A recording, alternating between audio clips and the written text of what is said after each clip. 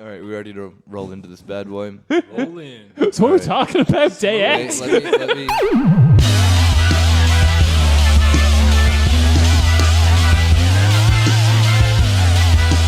Hey! Welcome to your weekly corner, Späti.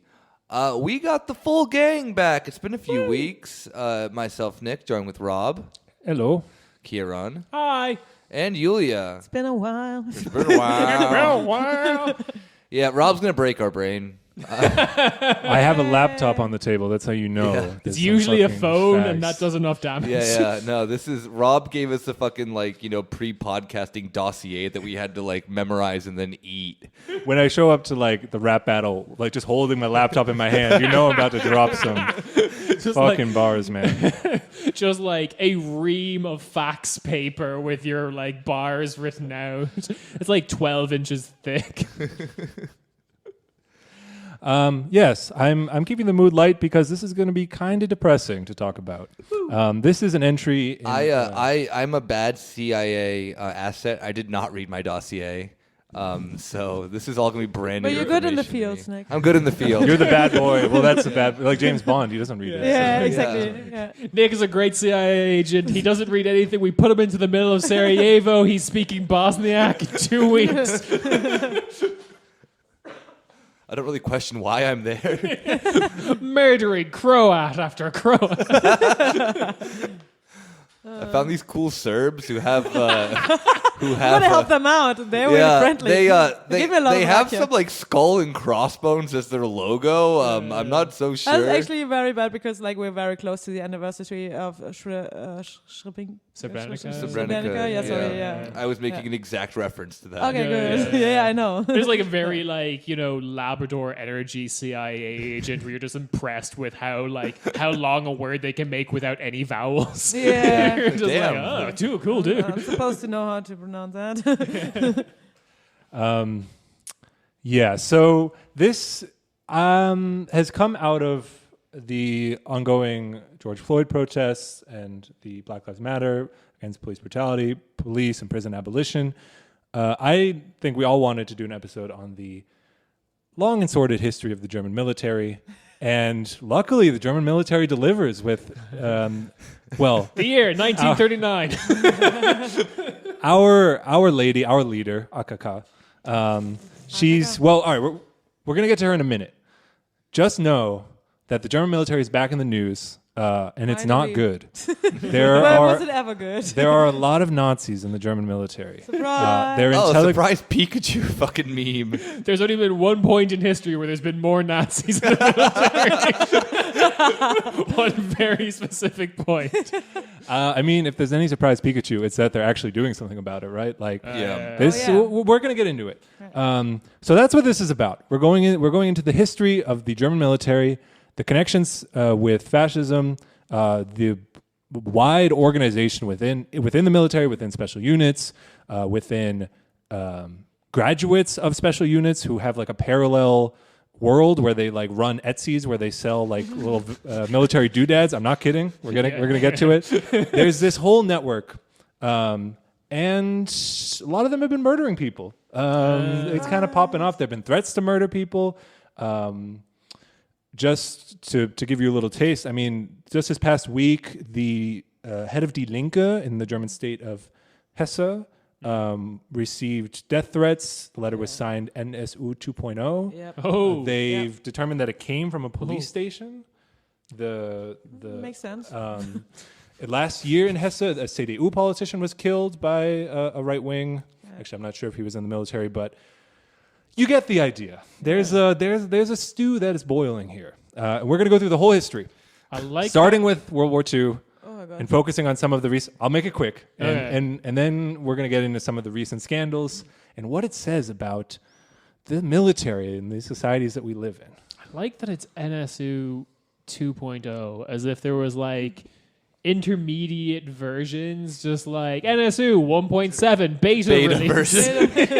Which we accidentally threatened the head of a local post office. We fixed the patch where the undercover Verfassungsschutz guy was clipping through the door and everyone could see that he wasn't very subtle. He has to be hiding in the corner.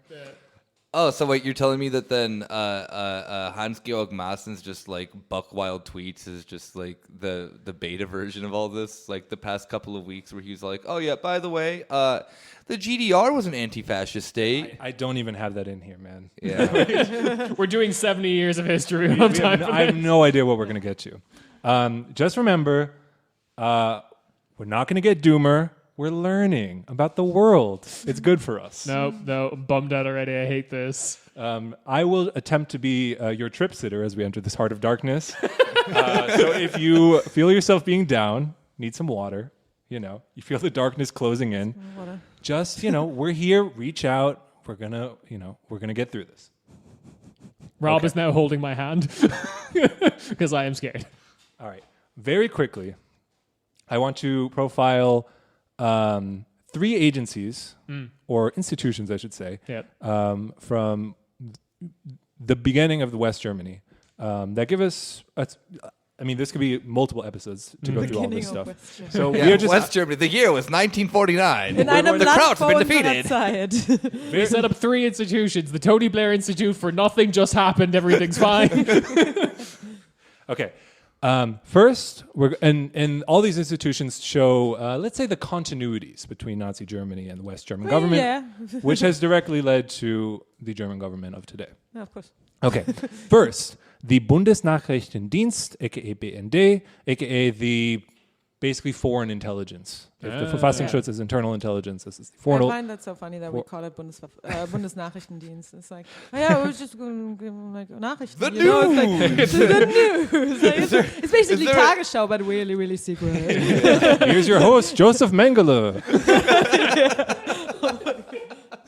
Live from Argentina, it's Hitler. Nachrichten does sound like we take all the secret posts from their uncles who are now in Brazil.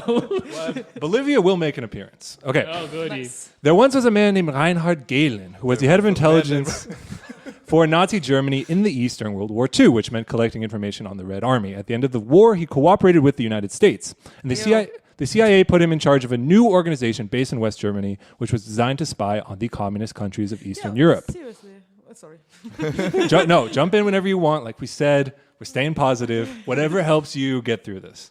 By the way, in direct violation of the agreement at the Yalta Conference that all Nazi leaders operating in the East would be given over to the Soviet Union. Gehlen was the head of this organization, which was not officially named, so it's often referred to as the Gehlen Organization, which was, according to one book, quote, the only eyes and ears of the CIA on the ground in the Soviet bloc nations during the Cold War. This lasted until 1956, when this organization unofficially, but in reality directly, became the Bundesnachrichtendienst, or BND, which was West Germany's official intelligence service. Gehlen, surprise, surprise, was made head of the BND and remained so until 1968. Over 100 former SS or Nazi leaders worked for either the Gehlen organization or the BND, including... Joseph Mengele. Thanks to the Independent for this list. Power forward. Heinrich Himmler. I have 4 No, examples. actually, It sounds like Super Smash Brothers. Like, Well, it's funny. challenge. there's Choose like- your fighter. There's some like famous daughters or something. Funny there you as say well. that. Gudrun Böwitz, Heinrich Himmler's daughter, Yeah, the star of his, the Who he- apple of his eye. who he affectionately called Pippi Yeah, and see? idolized in particular. She worked for, I think, both the Gehlen organization and the BND for several years. And she's a committed fascist, Holocaust denier. Nice. This massive project that my dad just like I watched him do in front of me never happened. I love it. It's just like, I'm really proud of my dad, but he did nothing. Yeah. Like he literally what did if it was nothing. just like aggressive, like parental issues, Holocaust denial?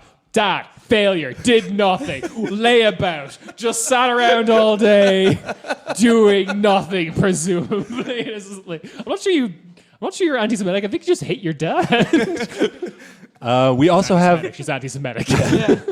well, if she's not, then we also have Alois Brunner, who was Eichmann's assistant and is held responsible for deporting over 100,000 Jews to concentration camps. Many of those as the direct head of an internment camp outside of Paris. We also have Karl Silberbauer, who was literally the person who found and deported Anne Frank and her family in Amsterdam. He was a commander in the Netherlands.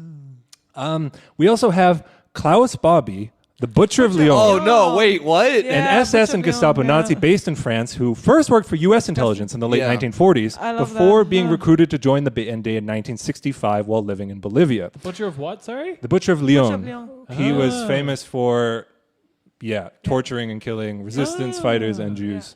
Back in the agency that is the BND called him, quote, intelligent, discreet, and reliable. To be clear, They made It's this fucking Yelp review of fucking being a Nazi. 5 out of 5. Yeah, 5 out of 5. intelligent, discreet, reliable is what he made me say after removing both my pinkies. to be clear, he was under an alias Klaus Altman or something like that. But according to this article in the Independent I'm reading, it was extreme. Everyone knew who he was, but there was this official who's this guy in Bolivia? He's certainly helping us. This guy named Klaus. This seems very related to a conversation we were having off mic about Danish feta. Yeah. We know it's not really feta, but it's the Danish Butcher of Lyon. Here's a little sense of the power dynamic. So back in the 40s, France, again, who's the Butcher of Lyon, found out that, France had tried Barbie in absentia and sentenced him to death for war crimes. When France found out that the U.S. had him, and he was an employee of the U.S. intelligence, they asked for the U.S. to send him to France. They refused, and instead helped him escape to Bolivia. In fact, the U.S. had been using Barbie as a spy in the French zone of occupied Germany because they thought French intelligence had been infiltrated by the KGB. Oh my god. Well, the US is doing some fucked up shit there. Number 2, the I mean, Verfassungsschutz. the Germans, of course, but French intelligence isn't Nazi enough for my liking, so Yeah. let's get a Seriously. Nazi. I'm going to keep Oh this my brief. God. Listeners of the show will be very familiar with our friends at the Verfassungsschutz. They deal with the internal spying. They, of course, had many former Gestapo working for them. They've had whistleblowers throughout the years revealing former Nazis.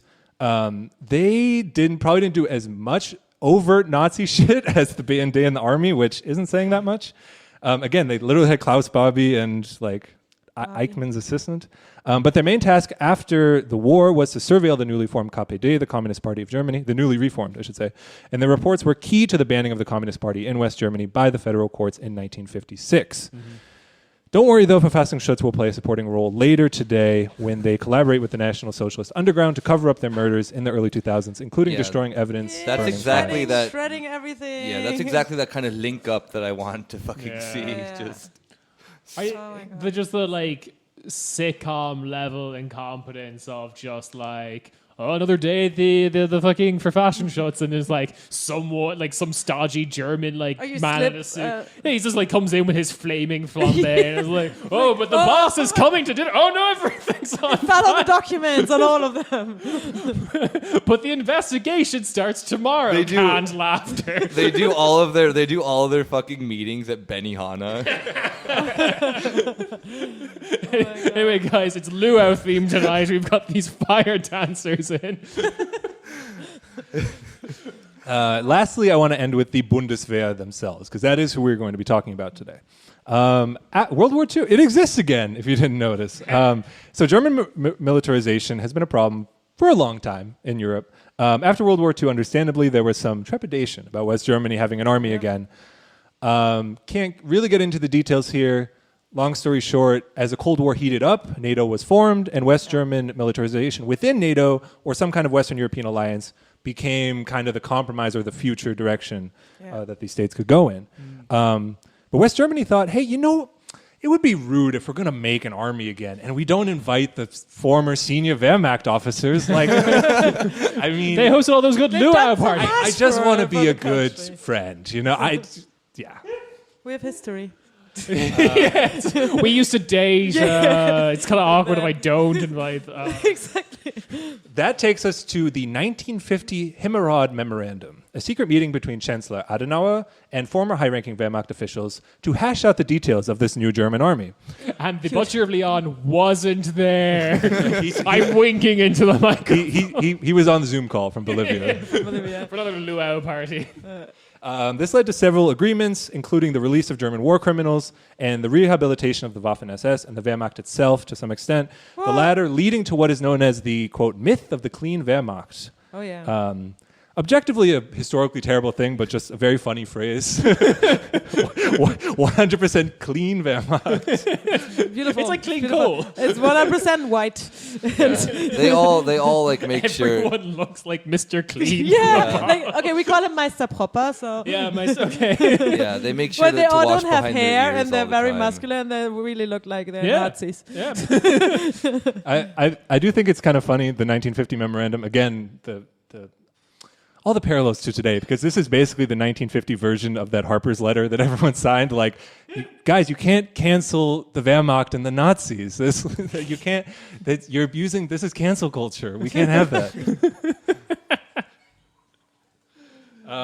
That's about it I have. So basically, all these three major institutions of the German state that still exist today, I mean, the pillars of the German state, The five pillars of the German state.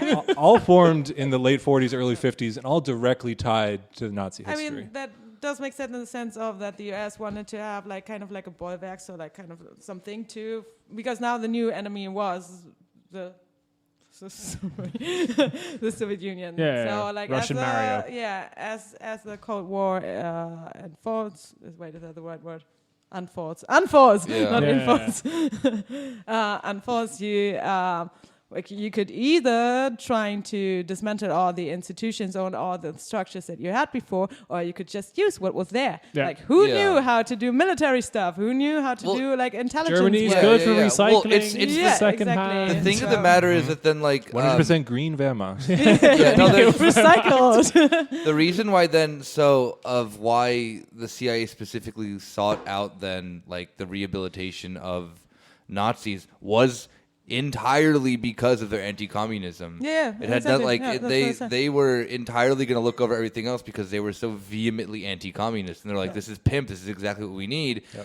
The war crimes and genocide. Forget about we'll- that. We already have the we'll, scientists. you They know, build rockets for us, so we Yeah. could also use them. but That's We got exactly paper right. clips. I mean, there wasn't any illustration in the sense of that we had like later after the GDR because yeah. they wanted it. There But was a that's new exact- enemy. He was red. He looked like Mario, but he was mean. No, but Wario? Russian Wario was just Stalin. no, you're exactly right, Nick. Because Galen, basically, that was his thing. He's like, I know the Soviets better than anybody because it's my job. Yeah. The BND and so not the BND, the Galen organization again, Yeah. until what it was until Gehlen 1956. organization. Apparently, their big thing was interviewing all of the returning SS officers who were in like prisoner of war camps in the Soviet Union. They got released And in they're like like, the 50s or "What's up, whatever. homie? We haven't seen each other in so long." Like, they got all of their friends. Like, It's a fun day. Well, I know a guy. He was probably like that guy that knows the guy. Yeah, the friend of an op is an op. Yeah, exactly. Oh. All right. So very smooth transition. July 1st this year, we have. So remember this history. We have our good friend AKK. I'm going to try to say the name. Annegret Kramp-Karrenbauer. I want everyone to say the name in a row. Oh, Jesus. Automatic Kalashnikov. I do have it in front of me. To be fair. 47. No, I can't do it. Can you do it, Nick? Annegret Kramp-Karrenbauer? Yeah, Annegret Yeah. Kramp. Shit. It's a tongue Annegret twister. Kramp-Karrenbauer. Avtomat Kalashnikov. Alles Automatic Kaugummi. Kalashnikov. Alles Kraut Kaugummi. Where did you learn that? That's a very, very valuable phrase. It's very, very learned. I've learned the term Kaugummi. Could you say it, Julia, for the nice girls and boys at home learning German who aren't? Kaugummi? No, the name. Annegret Kramp-Karrenbauer. Nice. Yeah. So anyway, she's been spitting fire. So this was on July 1st. She had a press, She announcement. went on to Charlie Sloth and just fucking, went fucking fire in the booth. And said that Germany would be partially disbanding the KSK, an elite commando unit of the Bundeswehr. Why would they be doing that, one might ask? Quoting from the New York Times here. So a lot of this episode was going to be taken from a New York Times profile of basically everything that's going on. This has been in German media for, I would say, since 2017 in particular. We're gonna get into it in the text of the article itself. But I do think it's significant that now it's an international thing about how like what's going on in Germany. Nazi stuff, you know. It didn't change. I love Rob's like infotainment demeanor because it does seem like an episode of Blue's Clues. I'm just like, what's going on in Germany? What is it? What did you find, Blue? A post-it note with a swastika on it. I bet the thing is the organization of like open fascists in the German military is like an episode of Blue's Clues if Steve just ignored like all the things he told him. Like Obvious to this cartoon dog. There are a bunch of stolen grenades right there. What? Where it leaves these long, awkward pauses for the kids watching at home to yell at him. Like you do with the news. So, the defense minister, AKK, said one of 4 fighting companies inside the special forces had become so infested with far-right extremism that it would be dissolved. Surprise. The rest of the special forces unit, known by its German acronym KSK, has until the end of October to overhaul its recruitment, training, and leadership practices before being allowed to rejoin KSK stand for something Sonderkommando. any international military exercises or missions. So a part of it is being disbanded outright, and the rest has to reform. I can't wait. Into If you're a Nazi, but you have to say you're a Nazi before you kill an ethnic minority. number 1, you can't do the Hitler salute anymore.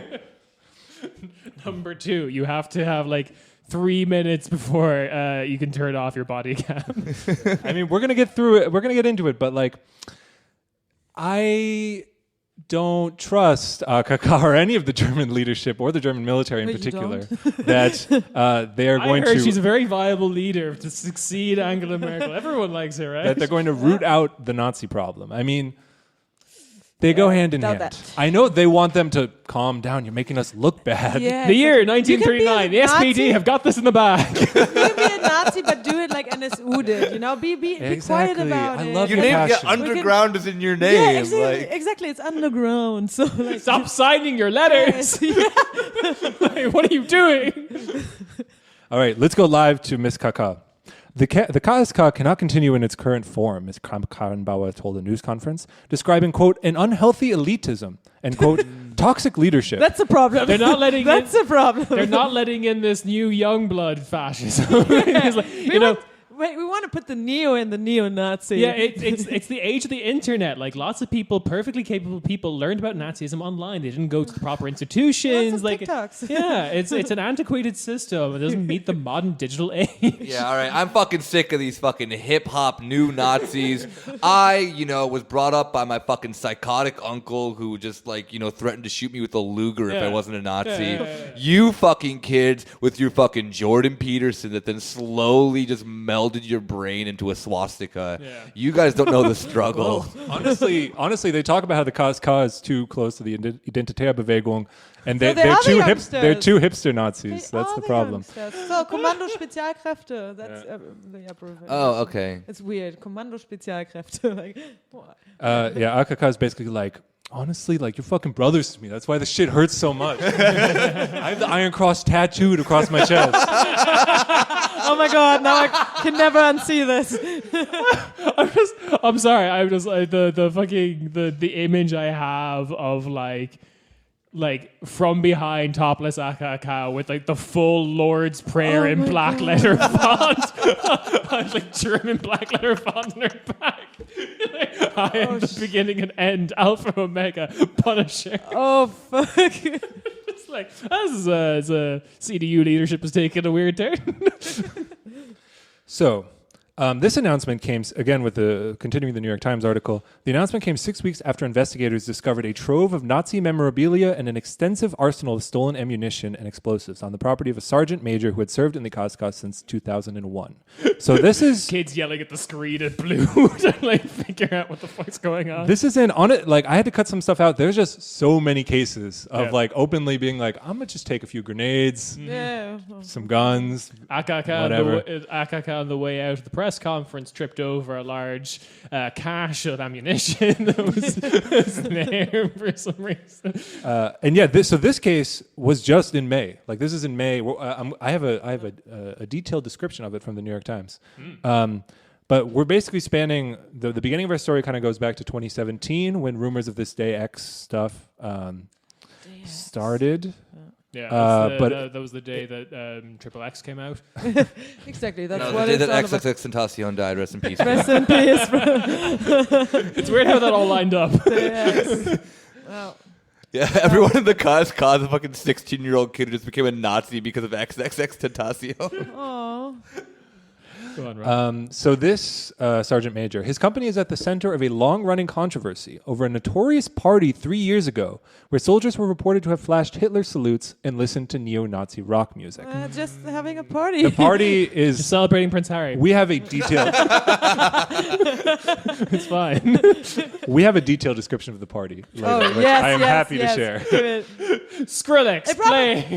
Mannheim, 2014. Well, no, it probably sounds like every fucking Volksfest in Germany, like every like fucking Schützenfest or something. Actually, I it's know those actually kind of what things. like that party is actually what the movie Project X is based on.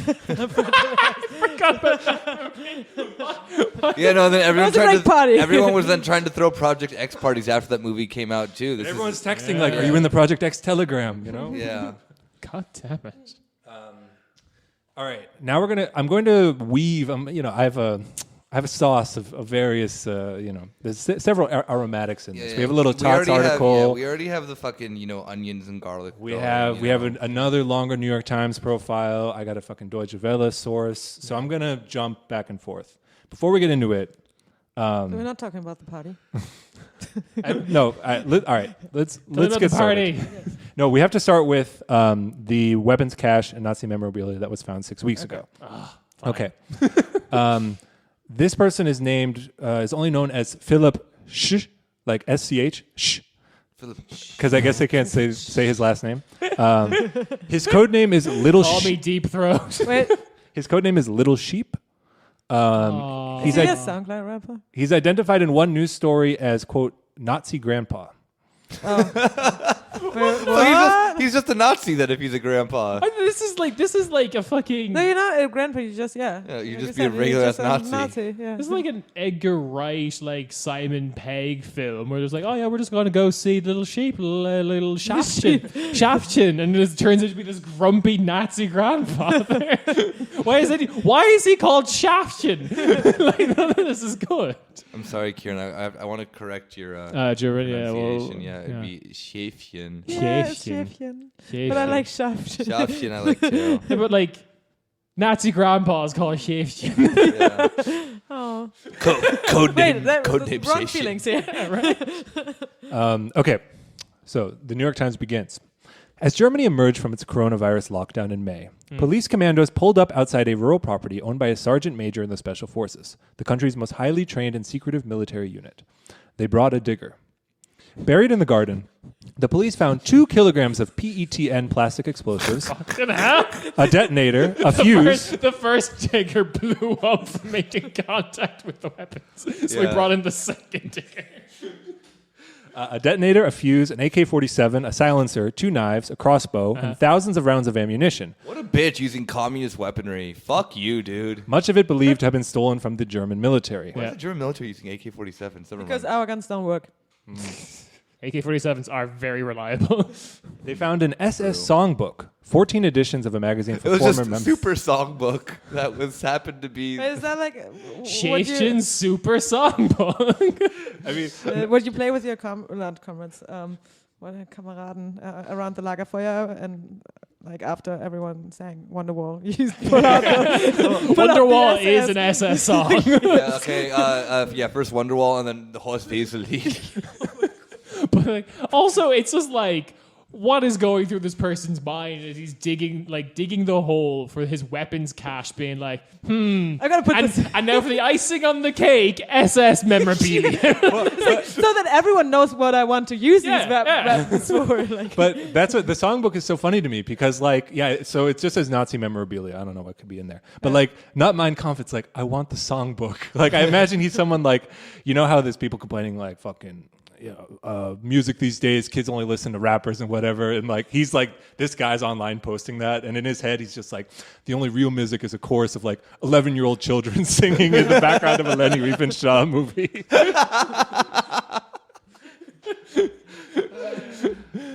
I want to. This is a theme I want to get through. These are very dangerous and well-armed people, Yeah. but they're also fucking idiots. Well, that makes them worse. That makes them more dangerous. Yeah.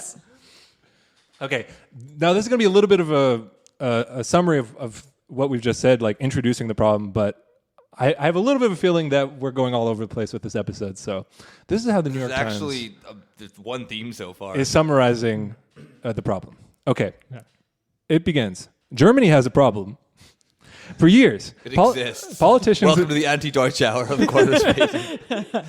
Politicians and security chiefs rejected the notion of any far-right infiltration of the security services, speaking only of, quote, individual cases. It's always Einzeltäter. I love that, like, it's like, we reject any notion of infiltration except for all the infiltration that happened. Yeah, and the fact that we were just like founded as this Nazi institution. Right, yeah. I'd like Can't infiltrate what was baked in. Exactly. I'd like to point the listener to 10 minutes ago in this podcast about the infiltration that's going on in the German military.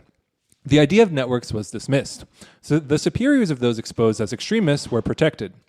Guns and ammunition disappeared from military stockpiles with no real investigation. The problem has deepened with the emergence of the Alternative for Germany Party, or AfD, which legitimized the far-right ideology that used the arrival of more than 1 million migrants in 2015, and more recently the coronavirus pandemic, to engender a sense of impending crisis. Most concerning to the authorities is that the extremists appear to be concentrated in the military unit that is supposed to be the most elite and dedicated to the German state, the Special Forces, known by their German acronym, the KSK. Why are all these nationalists in the branch of the military most dedicated to the state? How did this happen? Well, Weird. to that end, I had to include this quote from one Konstantin von Notz, deputy president of the Intelligence Oversight Committee in the German parliament. I had to cut like 5 out, but there's just 5 different like German parliament members who are somehow related to oversight or intelligence. They all give the same quote. Here's an example. Once they really started looking, they found a lot of cases.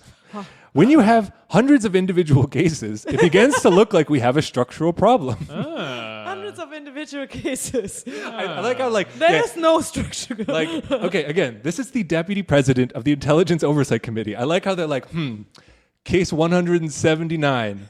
All right, everyone, is this a structural problem or not? As he just gets buried in a mound of his own papers. This is like the thing of have you guys been to the concentration camp up north in town? What's it called? Yeah. Sachsenhausen, yeah.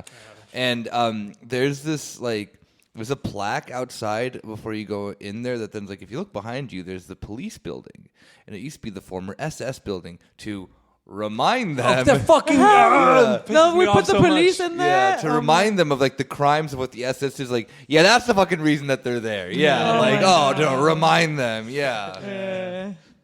Let's just take a little clean sweep of that place and fucking see what kind of just crazy fucking SS memorabilia probably is still there. It's a load-bearing Nazi poster. Clean police. That's just such a wild justification. Like, we dumb want as shit. Yeah. We're going to remind them of how bad Nazi Germany was by like putting them in the literal barracks of the Nazi soldiers. Exactly. And remember, you're not Nazi soldiers. You're just Remember, continuation. Guys, we're just playing. It's all play pretend. Okay, so I want to get into this phenomenon called Day X, which kind of means a lot of different things. It kind of refers to this one case in 2017 about I think a judge, a police officer, and they had a member of the military. Yeah, they had a list. Who had a kill list. They had weapons. Exactly. Several prominent politicians. Yeah.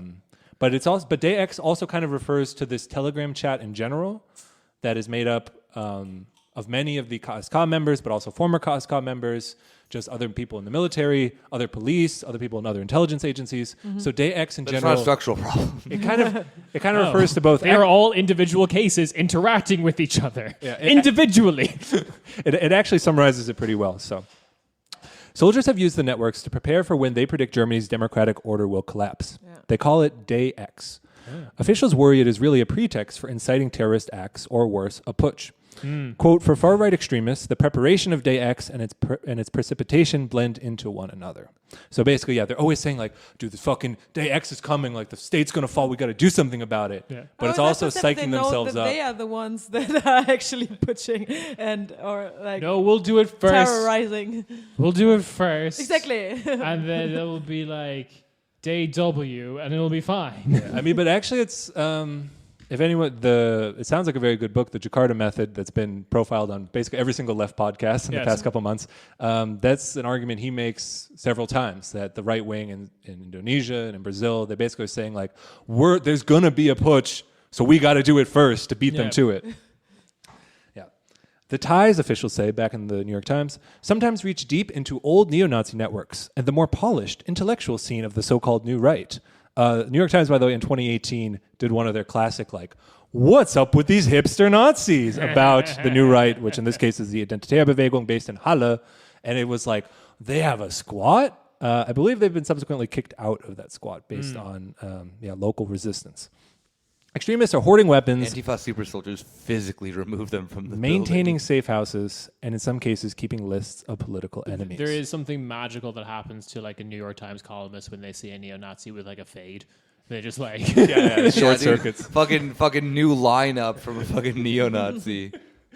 I love this new skin on a classic character. This is like, it's like Mario, Dr. Mario. Yeah, like honestly, like I think I understand fascism, but then when I see a guy dressed like he, read Reddit r/male fashion advice, like fuck, all goes out the window. Whoa, What the fuck does that how mean? can someone have such archaic beliefs when he's on the cutting edge of fashion? Those Clark Desert boots, come on. I can't stop thinking about Dr. Mario now and what it means to like class in Super Mario, because he starts out as a plumber and then he's a doctor. Okay, sorry. Yeah. Started from the bottom, now he's a doctor. Now I'm very tenuously middle class. So one thing that needs to be emphasized is it's not just, when I say this is a wide-ranging network, crucially, it is a vertically integrated network. So basically, your higher up is also in on it. So when the government comes to tell them to do an investigation, they either warn you or they just don't do it. Or maybe if you get tipped off, then you tell your higher up that there's this investigation coming, burn all the files. Let's go to Benihana. Let's have a meeting. The fire dancers are here again. Why does that fire dancer look like the Butcher of Leon? Don't worry about it. So, case in point, a high-ranking investigator in the extremism unit was suspended in June, so last month, after sharing confidential material from the May raid with a contact in the KSK, who in turn passed it on to at least 8 other soldiers, tipping them off that the agency might turn its attention to them next. The May raid that just happened, a high-ranking investigator gave all the, like, there's zero, I don't know. He comes out. There's no control over this situation. He comes out wearing like the cooking apron and the cooking mitts, and is like, "Oh no, boss is coming to dinner, but I've accidentally cooked all these files. You guys have copies, right? I'll give you copies just in case." Laugh track. I'm laughing. I'm so taken back by how just insane all this. Rob was right. I'm not ready for it. It's like a 70-year-long episode of the Three Stooges. They're just oh no! It's like, but the Three Stooges started in 1933 and then just got worse. Yeah, they got real big at one point, and then they're just still there. Yeah. Okay. I think I'm looking at my big cork board up on the wall here, wondering where to start. Your Pepe Silvia. I think we should start with one man named Andre Schmidt, aka Pepe Silvia is the name one of the SS officers took when he moved to Argentina. Andre Schmidt, aka Hannibal, is his nickname. So I'm not gonna lie, that's a cool nickname he gave himself. Hannibal. Hannibal. Hannibal. Hannibal. Okay. Yeah, say it in German. So that is some, you'll be some cool shit to call myself. Yeah, exactly. I'm gonna, Heisenberg. I'm gonna cannibalize the German state. Okay. I don't think they meant like that. I think Hannibal Antiportus. Yeah. They do the historic figure of Rome. Nah, dude, it's fucking Hannibal Lecter. Okay. It was like this or Lamb Silence. I think Hannibal was better. Okay, so this is the guy who started the group and is kind of considered basically the organizer of the Telegram groups that are quote unquote kind of associated with Day X. There's also a Telegram group called Uniter. They are divided into North, South, East, West, Austria, and Switzerland in the same way that the German army is. And basically each group, they're all connected through the higher ups in this kind of network, but they also are independent of each other. So they're all doing the same thing. They're all hoarding weapons and planning, but they're also kind of kept decentralized. The New York Times has interviewed this guy and did the New York Times interview treatment. I love it. So you have a fate. What's that like? It's the new. Sorry, I made them British now. Why not? Fuck it. Oh, the New York Times would love that. Yeah, no, they're just every American lib wishes they probably had a British accent. Probably, Yeah, yeah. no, don't give him don't Give him that credit. Yeah, no, don't. Nick is broken. Yeah, I was about to say. Yeah, I told you this is going to be a trying episode. Yes, my brain is now playing Pantera. I'm broken. It's on repeat in my head. Okay. 1 second. Okay. Just a few more things about André Schmidt Hannibal before we go further. He was born in 1985 in Halle. Schmidt joined the Wait, KSK. Zala or the... Sorry. In what? It was a joke. There are two Halles. So he was born in the GDR. Okay, Joined the KSK in Kalv. So Kalv, I don't know if I've said that yet, is this key, it's a village in Baden-Württemberg near Stuttgart, and that's like the headquarters. So like they're all there around Kalv. So the parties are happening there, like they live around there. It's like Coronado for the German military. Or like one of those like suspicious tweets or No, Instagram I posts. mean that like seriously. Like Coronado is where all like all the Navy SEAls are in Coronado. Yeah, but like, what's the one where like a bunch of Instagram posts happen in the States and they all come from like somewhere in Virginia, Richmond, Virginia, or something like that, because they forgot to turn off location tracking. Yeah, exactly. Yeah, no, but so it's I mean, but like it's the equivalent of Coronado Island for the U.S. There's an island. So Yeah, it's off the coast of San Diego. Okay. again, so we have this guy, André Schmidt, basically leading this network. We're going to go through the New York Times profile, but there's a turn coming. So get ready. All right. Okay. In a house in rural West Germany, behind a curtain of iron chains and past the crossbow in the hall, a dungeon-like room bathed in purple light opens into a bar area. Hot.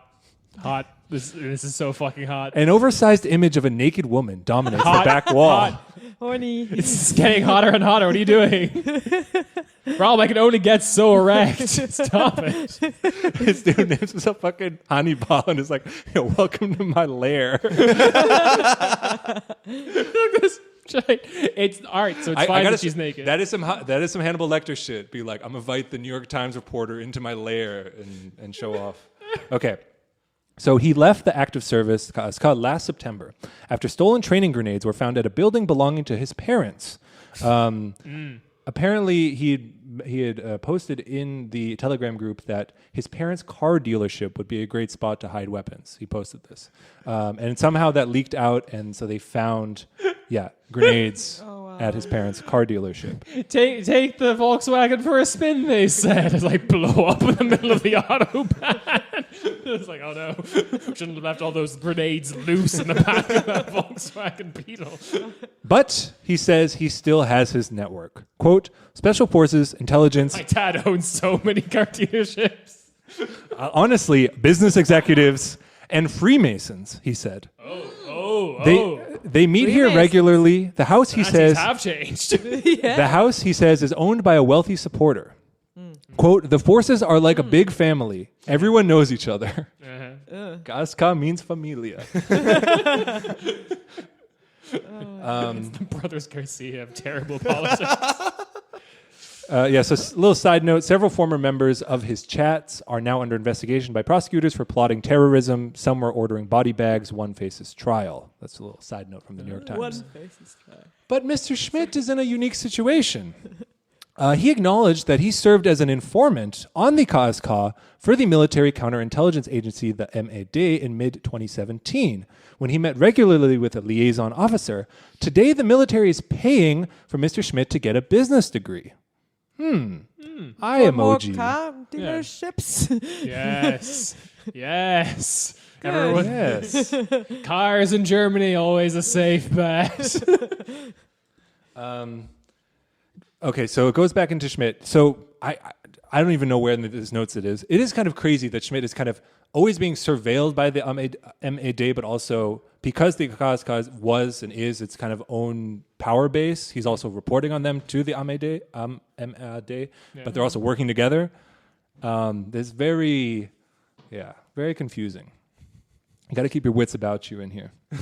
Okay. This weird maze with the naked woman picture and the chain link. Exactly. The carpet is designed to like draw you in. Yeah, it's like causes your lobes like to separate and disassociate. Okay, some more quotes from Schmidt because I think those are fun. He portrayed a Europe. So this is his explanation for what he sees the purpose of their Telegram platform for. It's for sharing information to one dedicated to preparing for day X. He portrayed Europe. He portrayed a Europe under threat from gangs, Islamists, and Antifa. He called them all, quote, enemy troops on our ground. Oh, wow. Day X is personal, he said. For one guy, it's this day. For another guy, it's another day. Well, it's a subjective thing. Yeah, you this know? fucking like, fight's personal, bro. Antifa fucking took my father from me. I hate at the end of all these fucking new age Day X movies, and they're like, Day X was in your heart all along. It's whenever you want it to be. No, Day X is on December 25th. It's when Jesus was born. September 25th? December Oh, 25th. Wait. There's that period of the month where we just all the months sound the same. It's fine. He said it's the day you activate your plans. He said, "No, that is some real like That's the like- secret shit. Like Yeah, day seriously, X is it sounds whatever. like a It's whatever self-help your thing. day is. Yeah. Honestly, it's kind of reassuring if all of them are on different pages about what day they're going to launch a coup. I'm happy with that. That's It's like good. low that's good. key. So this feels like a good day to. Yeah, we're just gonna get we're gonna get a report in 10 years' time that in a period of halfway between 2019 and halfway during 2020, there was just actually across Germany several planned and failed insurrections, all spawning from various car dealerships. It's gonna be like that movie with Sandra Bullock and that mailbox On the mailbox? at the house by the lake or something, and Sandra Bullock is sending each other letters with this guy, and it turns out, spoiler, they're not living in the same timeline, so they always miss each other. That's You've never watched it? Shit. No. I think I've heard someone summarize exactly how Yeah, you did. exactly. That's how it's supposed to be Sounds summarized. Yeah, so Mr. Schmidt calls it a global like-minded brotherhood. Again, chat Right, members met in international. person, worked out what provisions and weapons to stockpile and where to keep safe houses. They practiced how to recognize each other using military code at pickup points where members You could just gather. stick your arm out and then At a 45-degree angle upwards. Okay, wait. This is maybe my favorite quote. Quote, we know, thanks to our sources in the banks and in the intelligence services, that at the latest, by the end of September, the big economic crash will come, he said in a follow-up phone call. This is some super secret information that the economy is about to collapse. This is the When was this? The real shit. This was last week. This article. I don't know when the interview happened, but this was published last week, and the guy's literally- It's like, okay. my source tells me Yeah, that they this is literally just the vibe of yo, my fucking cousin told me. The people on the box that only I can see. Is there something about 50% unemployment in Greece? That can't be good. No, it's not good. No, it isn't. But yo, my fucking banker friend told me that the European economy is just collapsing. Yeah. Nothing. You wouldn't have fucking heard about it, bro. Yeah. My banker friend said that if you cancel a check a day after it clears, then you just get the money back, but you still pay for the thing. Okay. Do we want to hear? All right. Now we're going to do a little choose your own adventure. Do you want to hear about the party, or maybe the commander of the KSK, because he interviewed the New York Times? Okay, About this I'll party. keep my finger on this point of the Choose Your Own Adventure book. So if we die, we can just come back. Smart. Yeah. Smart. Yeah, I'm thinking party. The party. The Who doesn't want to go to a party? Yeah, I'm feeling. Party. You know, I it was- enter into a you know, it chain was already link. hot for the party when he started to mention a party. So, Yeah. Okay, we enter through a chain link curtain into a basement with a large yeah, picture well, of a stuff like that. Come on, Flipping to give me the page real 70. Okay. We're back to Little Sheep. a.k.a. Nazi Grandpa. Little sheep. Oh, This party is where he gets the nickname Nazi Grandpa. That's how you know it's a good party, when you get a new nickname. Before yeah, that, cool. but- There's like epic stuff happening, you know, and you turn like Yeah. next day everyone is like Nazi grandma, grandpa, sorry. everyone says that to Nick. He's very sad. He's like, I don't want this. So no, I just had the entire time in my head thinking of the line that Lil Peep always says in his songs of Lil Bo Peep, but then changing it to Lil Bo Sheep. That's it. That was going in my head repeatedly just now. Oh, god damn it. Okay, the party. How did he get called Little Sheep? This is It's honestly not explained why he's called that. It's not explained. Again, I don't know. They just say he's called Little Sheep. And again, Little Sheep, to be clear, he was the one that just this past May, they found the SS songbook and all the explosives in his backyard. Okay. In spring 2017, Lil Sheep and about 70 others organized a farewell party for a lieutenant colonel in their division, a man celebrated as a war hero for shooting his way out of an ambush in Afghanistan while carrying one of his men. First, just want to say that didn't happen. I was about to say, I was like, about to- wait, Germany sent like 70 troops to Afghanistan or something. Like, I mean, I guess if they sent any troops, it'd be these, but I was just like, yeah, no shit. I had to carry him on one shoulder and I had to shoot my way out of there. yeah, the fucking. It's the thing. What Well, actually happened is what was he's carrying his very young cadet friend and shooting his way through a market somewhere in rural Afghanistan. yeah. Enemies everywhere. There's people selling carpets. Yeah. What was that movie with Mark Wahlberg where he's a Navy SEAL? No. It was Transformers 4.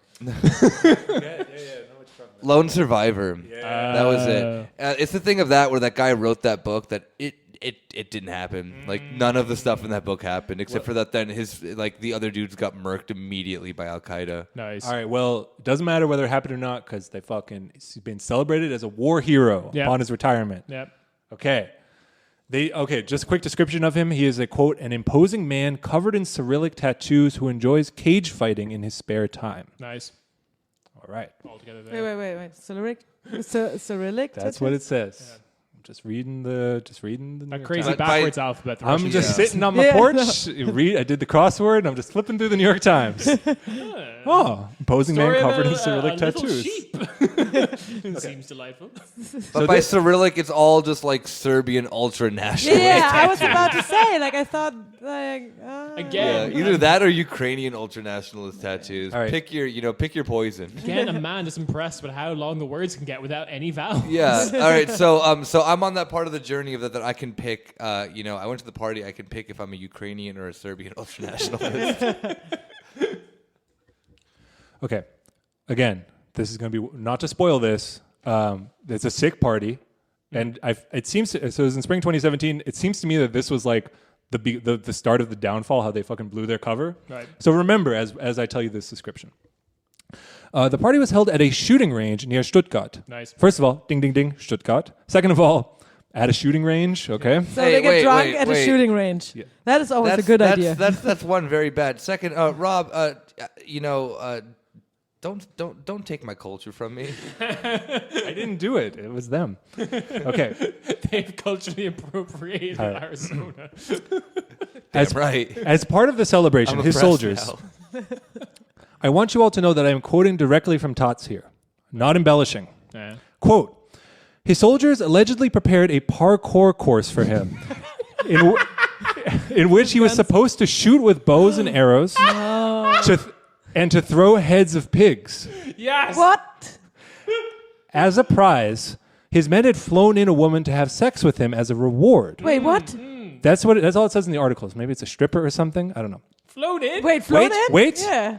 She later testified that it came to no sexual intercourse because Good the for her. commander was too drunk and fell asleep, and she went to the police and told them everything. Yes. Yes. Where was she floated from? Seriously. What is going on? It's like, nah, there's no good women in streetcars. Yeah, we got primo woman from Womonia. What is this? Well, What, good as we for try her, to though. recreate our favorite Assassin's Creed level. What the fuck? So she had witnessed them singing neo-Nazi lyrics to the band Sturmwehr and giving Nazi salutes. One man stood out in particular for his enthusiasm. She recalled in a televised report by the public broadcaster ARD, she called him the Nazi grandpa. So now his friends know him as Little Sheep. Estranged, fucking terrified sex workers call him Nazi grandpa. Well, I will from now on only call him Nazi grandpa. Right. In solidarity, sex workers work. Yeah. So you may be asking yourself, Corner Späti.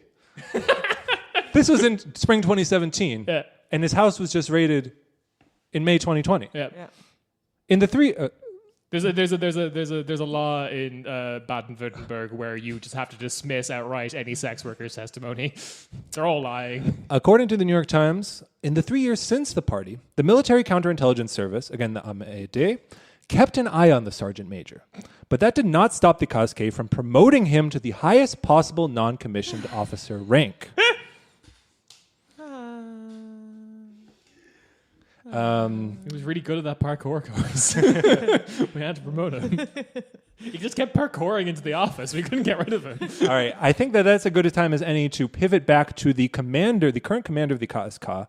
And how is he dealing with this problem? Okay. All right. The KSK are Germany's answers to the Navy SEALs. All right.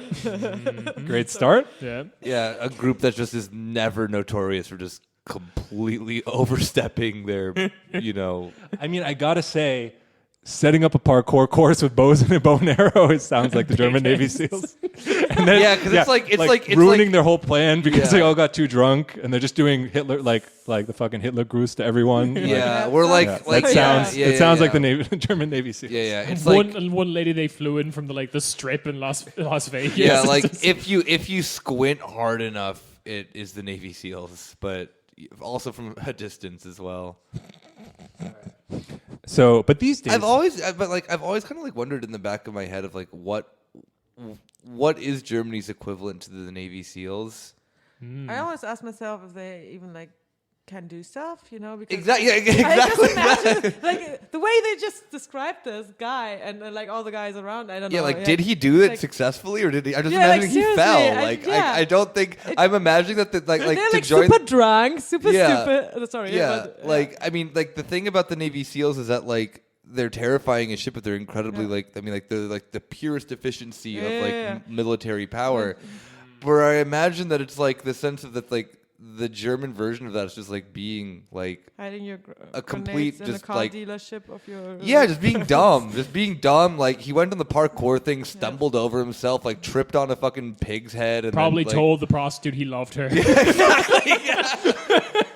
Or like the Navy Sex SEAL worker. probably would have like murdered a sex worker, just like There were originally 2 prostitutes there. Yeah, I mean because they're like they're I mean they're just evil, Yeah. like they're on a whole different other sense of being evil where it's like the KSK is just like it's just like if I squint hard enough and like I'm drunk enough I can pretend that it's like the Navy SEAL that was promised at my birthday party. Dude, the dog from Paw Patrol is here. I told him I loved him.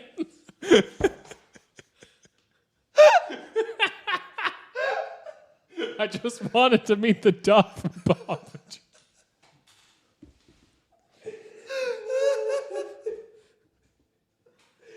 The dog from Paw Patrol won't stop doing Hitler salutes.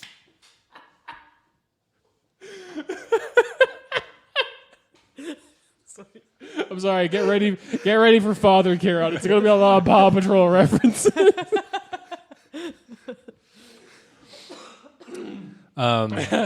actually, it's since you brought up the Navy SEAls, let's go into a little more character about our favorite fellows at the KSK and in these Telegram groups. So I think I said before, they're split into North, South, East, West, and so they have their own basically semi-independent groups that they're all doing the same thing. So, for example, in the North, there's actually a couple different groups. One goes by the name Nordkreuz, another by Nord.com. Not sure why. This is very. This is very NSU 2.0. A third group is merely called Nord. Oh, simple. Smart. Wait, I'm getting Nord and Nord quite confused. This happens all the time in the ring band. Yeah. So the man that supplies the Nord Group with confidential information and internal reports from the German Bundeswehr is Hannibal. His messages create a feeling of belonging to an inner circle and of enjoying privileges due to the provision of knowledge labeled as confidential and secret. The fact that groups like these grew in autumn 2015 is certainly no coincidence. This is from Taz, from the 2017, maybe 2018 article. It is the time when the migration policy of Germany became a central national topic of debate, no lesser so inside these chat groups. Members started to discuss how to fight the official German migration policy. As a result, many of them have founded security firms or martial arts. Oh, sorry, I'm skipping here. So they mentioned that you have to leave the KSK when you're 35. Oh. And so a lot of these people in the groups So it's are like just the Greek old military. KSK. And so they're talking about what they do when they have to leave the KSK. Logan's Run. Well, someone pays for their business education. Well, so we know that Get a Andre car Schmidt, dealership. we know Andre Schmidt is living in a It's like house. it's fucking indentured servitude, like at the end of your fucking 20-year stint as a KSK member. Some sort of grenade-filled Volkswagen dealership. Still serving Germany. But I got to meet the dog from Paw Patrol. Turns out he's also Nazi. Good guest.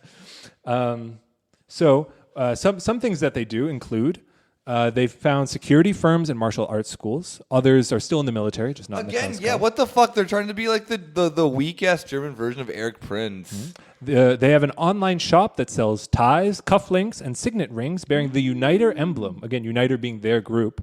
A sword and a shield surrounded by an oak leaf wreath. So they have their own like challenge coins. Yeah, wait, For is their that just own the bullshit. SAS symbol? If An you- oak leaf. Oh. If you order one of those badges but put the quantity in on the e-commerce website as $14.88, you just get a box of grenades and an SS songbook. If you type in Rosebud, you get unlimited explosives. Uniter organizes events like, for example, a march to a ruined castle in Baden-Württemberg to honor veterans. Cool. Just a little manly march to a ruined castle.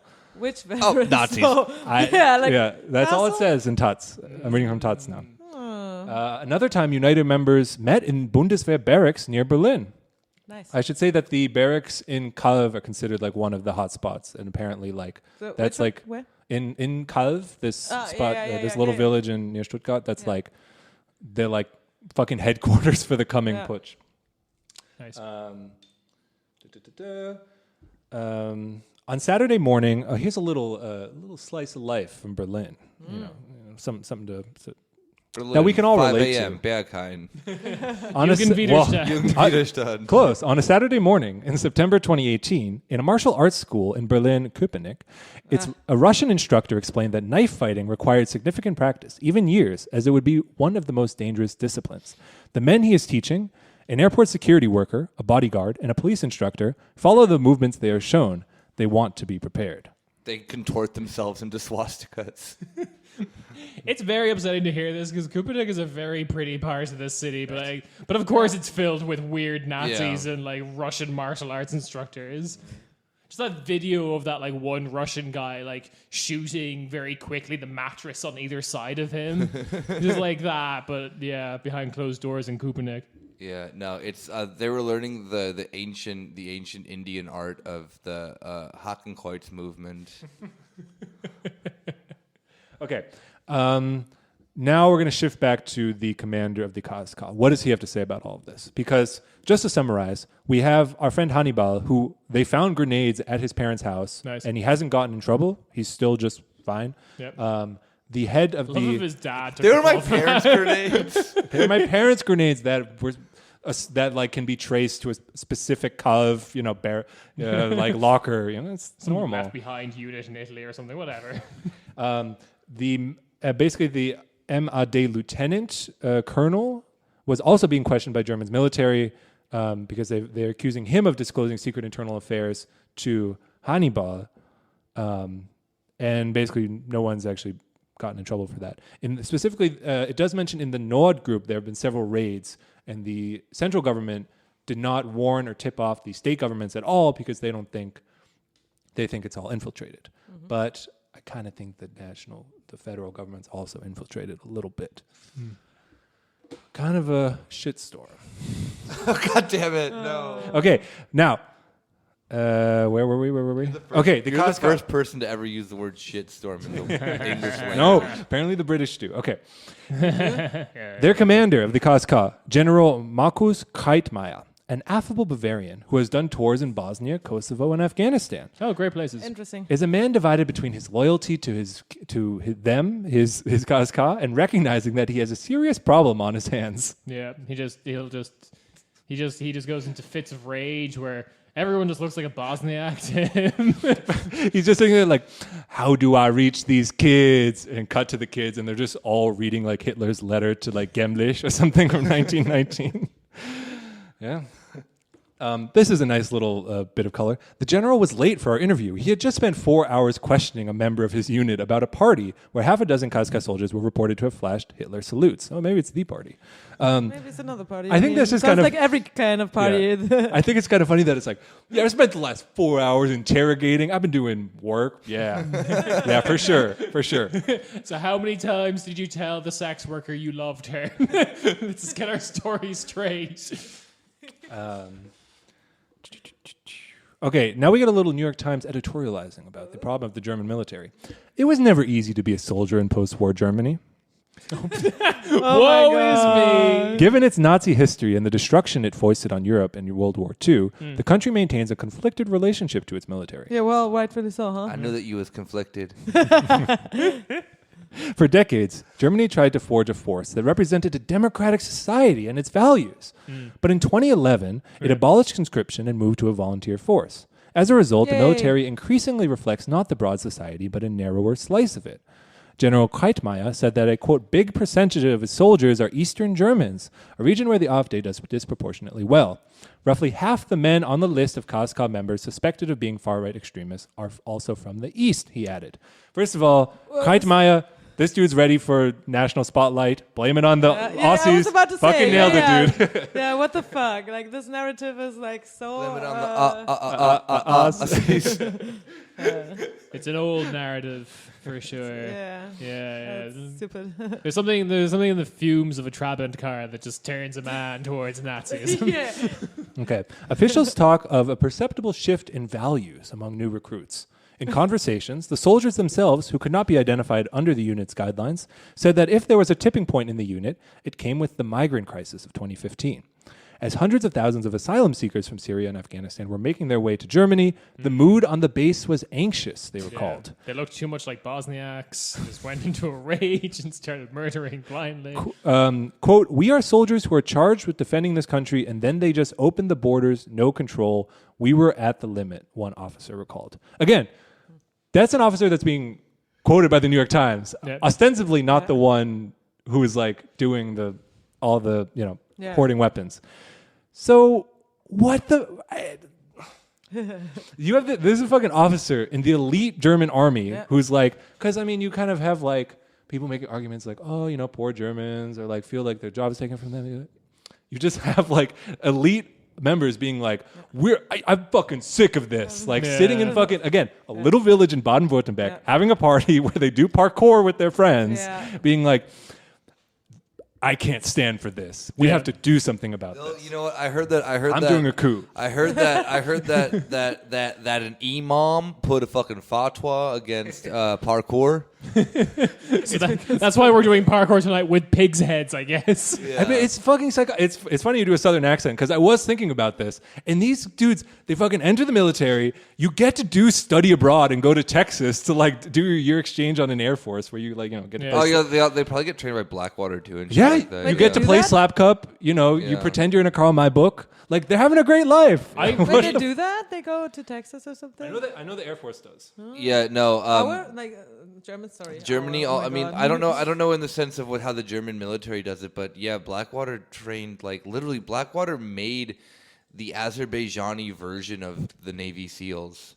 Yeah. Azerbaijan. Yeah, no, not the good Azerbaijan, the not bad the Azerbaijan, communist not the Azerbaijan. communist Azerbaijan. But I really like this idea Always of in my just heart. like all these German military guys being like, it's the migrant crisis. It's when it all went in. They let in all these people, and we were trying to defend the border. Anyway, here's all these prostitutes we flew in. I think even fucking crossed my mind. What the fuck? Yep. Globalization. Okay. They've globalized this very specific. Oh god damn it! All right, I'm at the very. We're getting towards the end of the article. A few quotes again from people who seem to be officers who are not being reprimanded as the problem units in the KSK, but who are also not giving their names to the New York Times. So I'm not sure where the quotes are coming from. They have an example.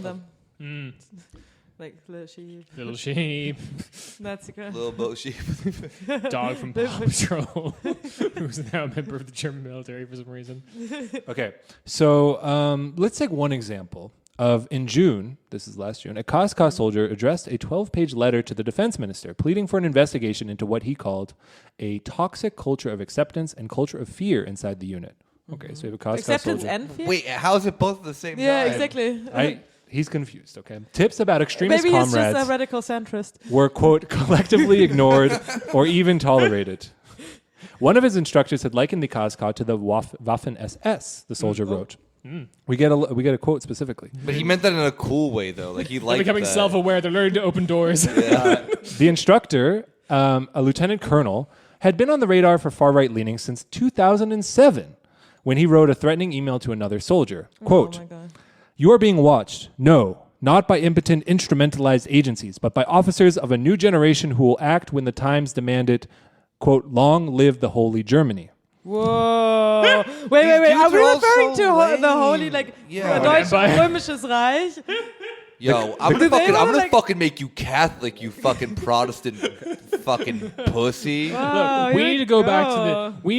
the old days of traditional German like military pride of when we would all just die of gangrene in the middle Exactly. of Franconia. Where Damn right. Damn right. Damn fucking right. Long live Charlemagne. They were basically just like on horses, like riding through the land. Yeah, and shit. that Like, thing- they didn't even have a fucking castle or Yeah. something. No, yeah, no, that's the Where thing. we didn't have to- Traveler king. That's the thing That that's- was the traveler king. Yeah, we that's the didn't thing have that's to so fly fucking- in any prostitutes. There would just be a camp of followers that we would have free Yeah. reign over. No, First influencer. that's the thing that's so fucking funny about that, because it's like that's like Germany was at like not even remotely close to developing itself as like Yeah. a civilization. Yeah, no. Like, Yeah. you have like on the other side of the world fucking like the Aztecs and the Mayans like already fucking like massive cities built. Yeah. And like what the Germans are fucking riding on horseback like dying in the forest because they can barely Yeah. fucking sustain Go life. from They're one all- city to- The German identity back then was just getting killed by a Spanish psychopath. Still is. Yeah. If you go to Mallorca. So the KSK commander, the one who wrote this, the KSK commander at the time did not suspend the lieutenant who wrote this. He merely disciplined him. But in his fucking BDSM dungeon. no, guys, don't worry though, because we can ask General Kreitmeier, who took over command in 2018, Oh, yeah. what about this case? Quote from General: "Look, today in the year 2020, with all the knowledge that we have, we look at the email from 2007 and say it's obvious. Uh-huh. But at that time, we only thought, man, what's wrong with him? He should pull himself together." Oh my God. I like how he admits we only thought, like, yeah, I saw that email too and thought, like, I shit, was come on, involved. everyone has a pre-woke period. Well, Am I because right? because he thinks the way that I do of that, like that he knows that like the German military is literally just like the like Turkish Star Wars of like Turkish Star Wars. Turkish Star Wars. You don't know about that? No. Turkey didn't have access to American movies in the 70s, so they would remake their them. own stuff? They would Yeah. they would remake them themselves, but they had no idea how the movies happened. They would just see the trailers and they would make the movies based on that. Nice. So Turkish Star Wars, I suggest watching it on YouTube. It's bizarre. It has nothing to do with Star Wars, but they have just clips of the actual movie just like randomly placed in it. Cool. But yeah, no. The way that I see it is that then like he is just like self-aware of the fact that the German military is the Turkish Star Wars equivalent of then that to the U.S. military. Like, Yeah. yeah. Like they're. I mean, like these guys are probably scary in their own right because they're Nazis, but like. I don't find them frightening because they're in the German military. Like whenever I see a guy who's like on the S-Bahn, the U-Bahn, in their German military uniform, I just kind of want to like laugh at them. Like they look like fucking dopes. I'm showing pictures of the Turkish Star Wars to Yulia right now. She's having a lot of fun. Sorry. What is that, Chewbacca? Typical. Yeah, it's good. What is he doing? Who knows? Something Turkish. He's reclaiming Armenia. The bad guys are just Armenian Oh my goodness. and Pontic Greeks. Yeah, the Galactic Empire is just the fucking Ottoman Empire? No. It's the fucking the patriarch of the Greek I really Greek hope- Orthodox Church. Yeah, those are the evil ones. I Yeah. really wish Turkish Star Wars lived to like do their own prequels where the race is Trade Federation aliens or just Greek people. You wanted to trade. This is Italian accent. It doesn't matter. Doesn't matter. They're all the same. No. It's the same thing. They're just chain smoking the whole time, but they don't like do anything. Throwing donkey off the roof of church. Alrighty. Yeah. I'm a hitch. Queen Amidala herself. I just want to do. I mean, since we brought up 2007, and I don't think we went into it because they were acting like nothing was happening in 2007. But 2007 is actually the last murder from the National Socialist Underground Yeah, that happened. yeah. I don't think I went into it. Maybe the listeners know already, but I'd just like to summarize it quickly. If I missed something, please jump in. How have we not done an episode on the NSU yet? I'm actually kind of maybe because it's just too It's on the list. vast. It's definitely on honestly, the list, we might need to come do more, but basically everything in the NSU is reflected in everything we've talked about already. Yeah, exactly. So we mentioned it several times. So it was three people mainly. They were the main ones. It was not three people. No. That's No, that's yeah. the thing. There was Yeah. it's mainly these three people allegedly who committed a series of murders in the early 2000s. They always targeted immigrants, and they did a series of bombings in largely immigrant neighborhoods. Police usually declined to investigate the incidents, usually arguing that it was "quote unquote" gang violence. Yeah. Clan violence. Clan Yeah, violence, because yeah. clan is a very coded Yeah. word. True. Yeah. They weren't found until 2011 after a bank robbery. Yeah.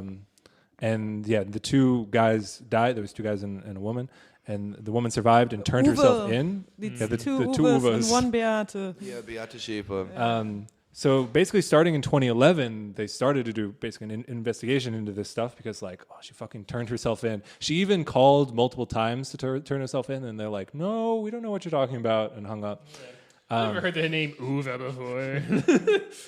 And starting in 2011, it's also kind of interesting.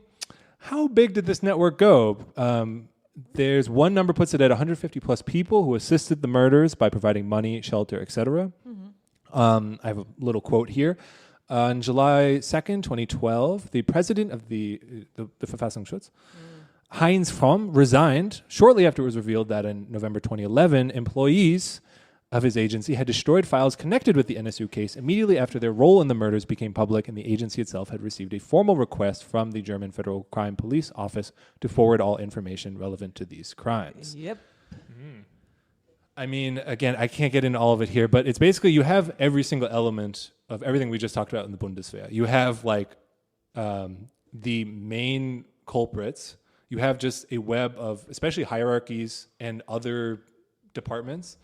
This is a place where German bureaucracy in particular is kind of maddening because you have the federal police asking the Verfassungsschutz for documents, and then the Verfassungsschutz have people in the Verfassungsschutz have their own contacts to the federal police, who have their own contacts to the Bundeswehr, and in the Bundeswehr, so Verfassungsschutz, for example, is intelligence agency, but then the military has the MAD, which is their own intelligence agency within the Bundeswehr. And they're all just destroying files before they give them to the other people. Especially right. And yeah, it's fucking no shit that all this stuff can go on and nothing happens. Yeah. I don't really have anything to say about that. Just I feel like I had to bring it up. Definitely. Again, because he's like 2007. Hey, come on. Who knew what was happening in 2007? I mean, it was wild times back then. Yeah, what was 2007? What was the Billboard #1 song in the US? 2007 was a year of a lot of just like, shattering of innocence. Like the NSU murders come out. We realized the band 303 is just a large scheme to sleep with 14-year-old girls. I was 16 back then. Yeah. Prime on the list of 303 victims. Oh, wait. One other thing to add about the NSU that I always think is clear. In one of the murders that took place in an internet cafe, a member of, I think the Verfassungsschutz was in the cafe Hacking while into the murder mainframe. happened. One Oh, point. yeah. Okay, yeah. Oh, dear. We know it's a lot of... I'm in. An agent of the Hessian Verfassungsschutz was present in the internet cafe when this person was killed. Yeah. It's like, what the fuck? That's he's hacking into the mainframe. He is hacking into the mainframe. The year is 1999. No, but He has very small sunglasses on. Yes. I have sunglasses like that. I know you do. You hack into the mainframe all the time. Yeah. And it's also, I don't think we mentioned it before, the original Day X plot, which again was a 28-year-old lieutenant identified as Franco A., who was charged with planning an act of violence and violating weapons and explosive laws. Is that Franco the letter A or Franco an Italian man? Franco. Hey! This is such a dumb joke, and I'm so happy. Oh my god. I'm so happy with it. I do want to point out that prosecutors allege the soldier. No, wait, hold on. He planned to use a false identity as a Syrian refugee while he carried out attacks. Wow. So yeah, that yeah. he had a whole list of. He's a 6'5" German man. His list of targets reportedly included German Justice Minister Heiko Maas, Greens politician Claudia Roth, as well as human rights activists and journalists. Yeah. Yeah, and he wanted to do that and like blame it on Blame it on the asylum thieves. seekers. So Yeah. So now you're all caught up. What do we do? abolish the military Blow something and the up. police and the Verfassungsschutz. I say that we and reinstate the Nuremberg trials and finish them once and for all. finally illustration. They Let's do really, it. they really just scratched the tip of the iceberg there, right? Like Yeah, seriously. that's a double metaphor. Like they scratched the tip of the iceberg. Yeah. They didn't even get the whole tip. Yeah, I just like the idea of just like end of the Nuremberg trials, just someone is like comically dusting their hands, being like, "Job done. Now Germany is fine forever." Yeah, I mean, Germany in particular, not just because I live here, is a fascinating case of like all the quote unquote liberal democracies of post-war Europe, because like these contradictions we're talking about, that it's like, but they're building an army that would support a democratic mission. Yeah, it's a, like it's a Like, which clone one? army. Which one? I want to see. Like, what are they actually doing? Yeah, We're they're bringing democracy to Poland. The year 1939. But like just something about Germany, because of its role as in World War II, and because it was like fucking divided up and recreated, and then in 1989, 1990, like Germany's not even like Germany doesn't even exist though, bro. I mean, that would be the easiest answer. Right? Germany is a vibe. No. There No, is I no mean, military. the There is just weird- I'm episodes actually of no. politics. I'm actually an insane Reichsbürger, saying that. Then I was about to say, are you like? Yeah. referring to an empire? Germany, because it's not unified right now. Currently, like it ain't real. Like it's just. But the weird solution right now that they're thinking about is like reestablishing the Wehrpflicht, so like a mandatory Let's go. thing to go to the military again that we Ah. had. I mean, until 2011, they said, 11, yeah, exactly. So I think my generation, like, they didn't have. Wait, did they have to go anymore? No, No. probably not. No. I was 21 then. But So what 20 year or do you have something. to? What year do you have to join? Wasn't it 18? Or Yeah, 17? 18 when you finish school. So as soon as you're done with school, you had the opportunity to do civil Social dienst, service, yeah. social service instead. You cater the parties that they throw at in college. Exactly. But like, So- You find the you That is set up such the a weird parkour idea. course. They say like, oh, we have so many Nazis right now because it's a voluntary thing, and who the fuck wants to go to the military if you're not already a fucking like right-wing nut Yeah. in Germany. Like seriously. I mean, especially because in Germany, it's not like in the US, you have like all this military culture that you know, that people would even think they could go without being super far right, you know. In Germany, it's more like, you only go if you're super far right, mostly, or you really don't know what to do. I'm excited for bringing back conscription, and we can just send Nick to the military, and we can just have like another... Like, I don't know, like another promotion channel for the podcast of just like you in the base. I want to send him what to you the can Greece do, now, like, what you can do is that you guys Greek can finance for me to get my Greek citizenship, and then take me, pay for a vacation for me to go to Greece, and then have me get arrested. Yeah, and then you have to. And then I have to join the military. Yes. Because that is the reason why I never got my Greek citizenship. So their idea is like bringing democracy, or like its values back into the military by having more like the military is already more an and more like a anti-democratic mirror of institution. society by forcing. Actually, that would be interesting because back Woke then cops. it was only guys, Paw you know. Patrol. Back then Paw it was Patrol. only male Germans that had to go to the military. Yeah. We were all allowed to go study. So you want to do like the stuff, or IDF where not. you have like lady I oppressors? asked myself now. Yeah, I asked myself now. Would it be like a super like inclusionary kind of? Oh, yeah, no, it Wehrpflicht, would. so everyone Yeah. has to go. It would Wait, be does IDF. everyone Yeah, has it'd be to the IDF. Yeah. Yeah. So okay, Yeah, interesting. Israeli. Well, no, but yeah, that is a weird, you know, saying like, oh, okay, we have a Nazi problem instead of like really actually doing something against it. It's like, oh, we just mix it up a bit. You know, That- it's yeah, like- but that would be. We like, don't get rid of the Nazis, we dilute but it. we send some like you not know how Nazis like in there. vodka is like too much for a child. Like pure ethanol is definitely too much for a child. But if we water- just put in lots of water, then it's fine. Like the kid can drink that. It's fine. It's grand. Yeah. Especially if you still have the option of Bundesfreiwilligendienst or Zivildienst or something. So like civil service, like social service. where you can decorate the parties. Yeah. Yeah, like the people that decide to go to the military would still be the people that are more into the military. yeah. So like, And also, it still doesn't solve the problem, even if you have like, because this is a problem in like Norway, I think still has like mandatory conscription, or Finland or something like that. Like the people who leave immediately are still the same people. You're just putting in this like temporary like left wing 2 population, years and then you're done. but there's still the bye. senior ranking is still the like ones who are really gung ho about it. Yeah.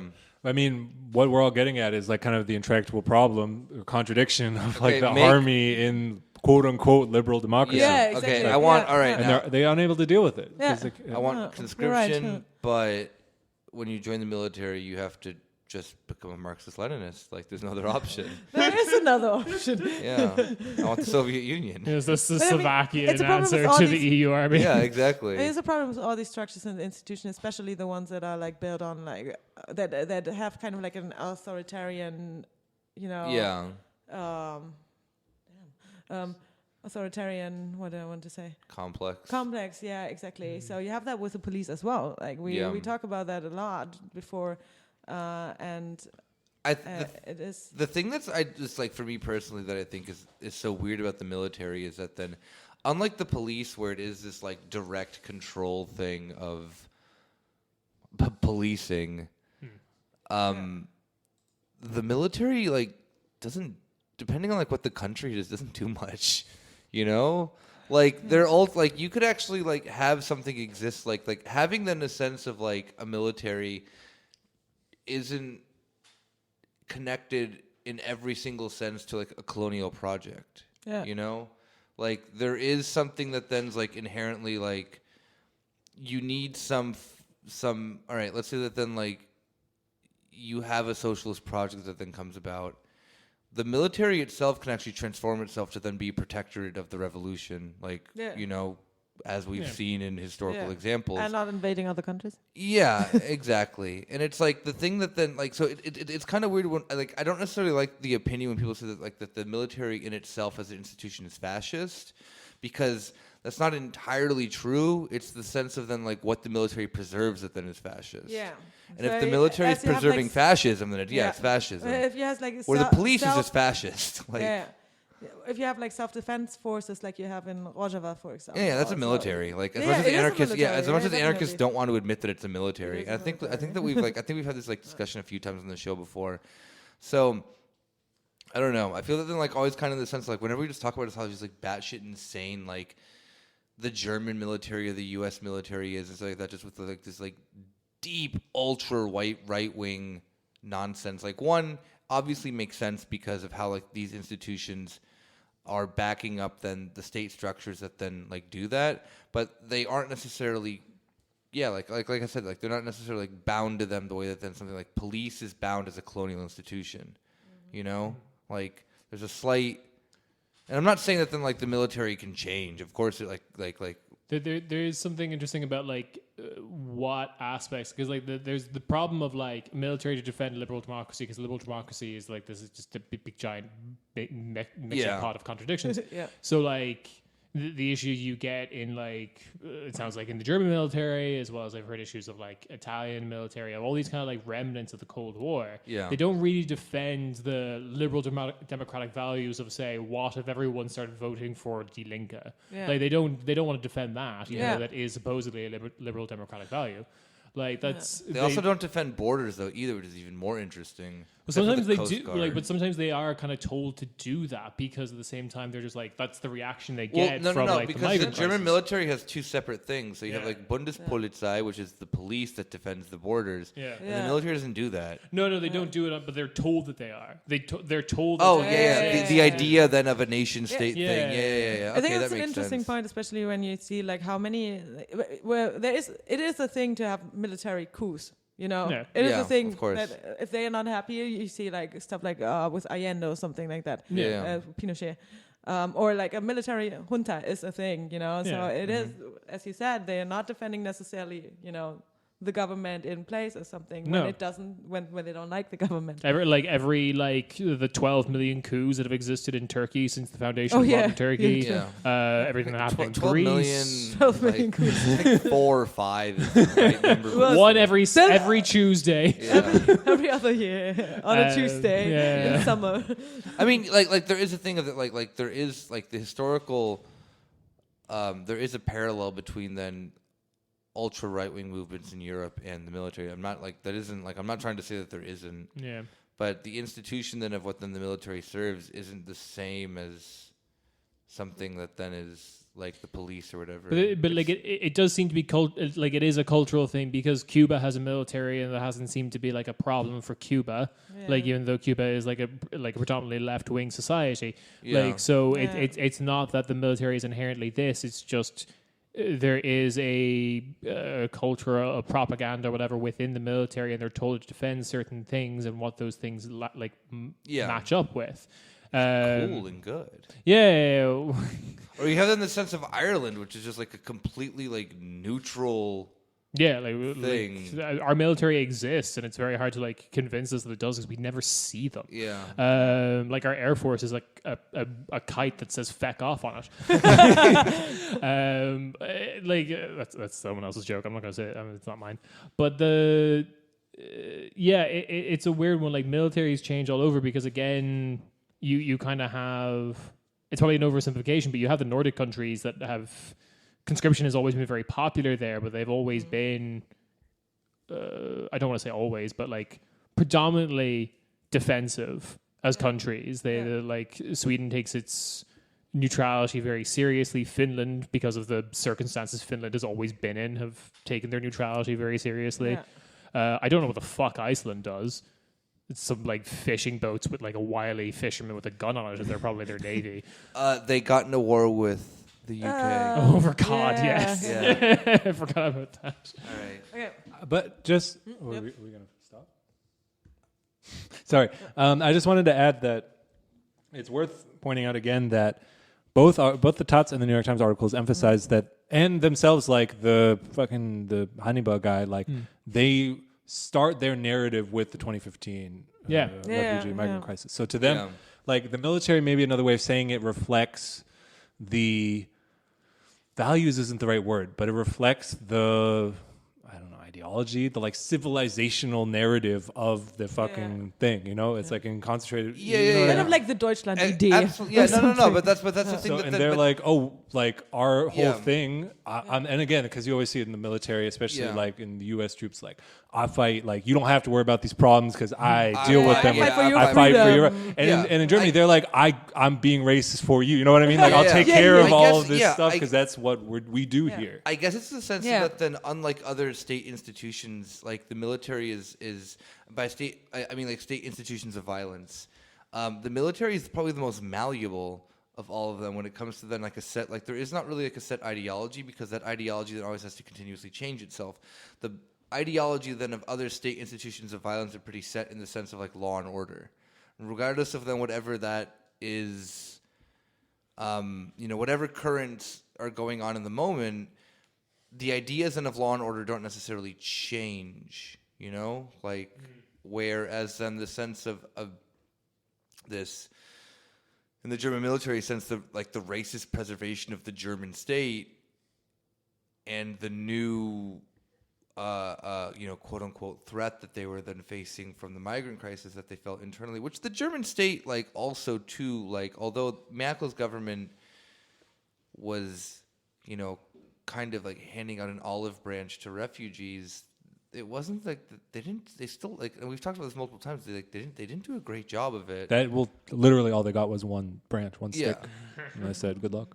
Yeah, pretty much. Like that's pretty much the fucking equivalent of what happened. But it's like, but yeah, I mean, like the sense of that. Then, yeah, I mean, it is at least in my opinion, the state institution that then is just like this continuous, like the easiest thing to like mold around like what then the current conflict or the current issue is, because it has to then exist in the moment more so than other state institutions of violence that aren't outsourced to private companies because they don't have a right.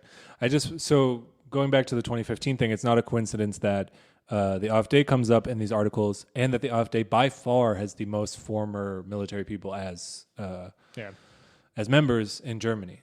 And I think that, kind of to build off what you all were saying, it reflects the state of Germany now. That's the balance of forces. Yeah, that exactly. The AfD is the is the political wing of the military. The military is the fucking armed wing of the AfD's ideology. I mean, more and more so. It seems like that's what it's becoming. There's nothing about the German military that's been told to defend anything any of these other parties like about Germany. Yeah. But again, it gets into the fucking hollow heart at the middle, because what did it all start as from the beginning of this episode? Anti-communism. Yeah. What the fuck does that mean? You just need to search you defined oppositionally by something you have to destroy that you live in constant fear of. These problems exist for like any country that's modern military is founded on anti-communism. This is Italy as well. This is the Netherlands. This is France to an extent, kind of. I think France had a little bit more of a control over its own affairs, but yeah. The military, Germany's is messed up. I don't know where to go with. Like, I mean, I think it's good to kind of hash these out, but I'm depressed. I'm real depressed. This sucks. Yeah, I think our call to action this week is pay attention to Serbia. It's not really related to anything we talked about today, but the shit's kicking off in Belgrade, and you should probably pay attention. I thought you meant it was like the coded message. No. Pay attention to Serbia. No. Cut down the tall trees. Oh, Jesus Christ. The shit's kicking off in Serbia at the moment. It's not getting a lot of attention, like every other time shit's kicked off in Serbia. Yeah, that's true. But we'll do an episode about Serbia and probably a lot of other Eastern European shit soon to do with Corona, because this is... I think the other thing we'll just say is a lot of news is saying this is related to Corona, but it's also like not. It's a continuation of the 1 in 5 million protest. It's the fucking government in Serbia sucks ass and is just seizing more and more power away from the people. So people are pissed, and they're all yoked Serbians who are punching the shit out of cops. That's kind of cool. Yeah. I guess on that Serbian note right there, we'll see you guys all next week.